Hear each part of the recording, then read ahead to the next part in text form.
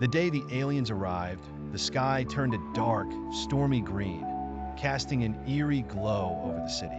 People stopped in the streets, their eyes wide with fear and amazement, watching as the dark clouds parted and an enormous ship descended, hovering over the skyline. Inside a small cafe, three teenagers sat huddled together, their faces illuminated by the strange green light from outside. Andy, a tall, wiry boy with messy black hair and bright blue eyes, was the first to break the silence. "So, this is it then? They're finally here."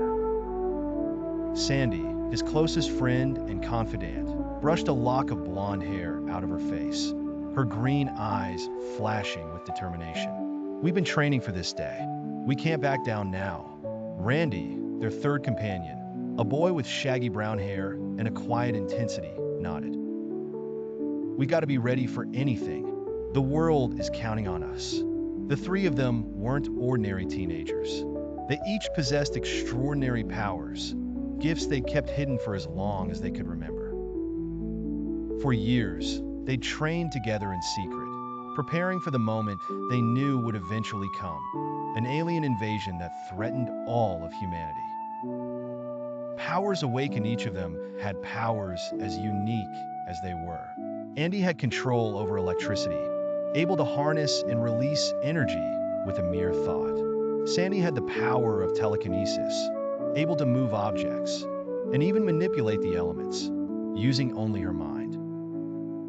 And Randy possessed the rare gift of telepathy, allowing him to communicate with others mentally and sense intentions, even from creatures from other worlds.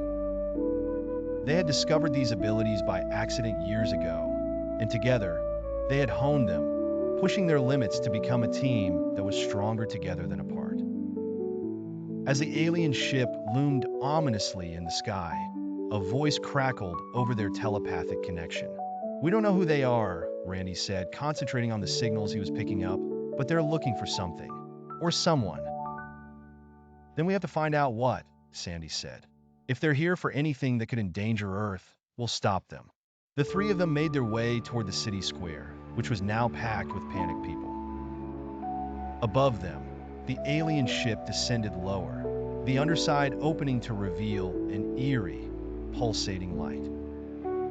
A beam shot down to the ground, and from it emerged three figures clad in dark, metallic armor, their eyes glowing a sinister shade of red.